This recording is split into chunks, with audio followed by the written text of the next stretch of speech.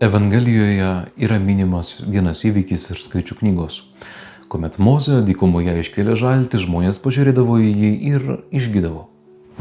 Neapsigaukime, ne žaltys gydydavo žmonės, išgydavo tas, kuris pakeldavo akis į tėvą danguje. Šis pasakojimas primena mums, tikrasis išganimo šaltinis yra Dievas. Ar kartais to nepamiršome? Gaila, bet daugelis sudeda viltis visai ne į Dievą. Nešioja talismanus, amuletus, raudonus siūlus ant rankos ir tiki, tai apsaugos, tai išgelbės. Bet ar tai neapgaulė, ar tai nekvailystė?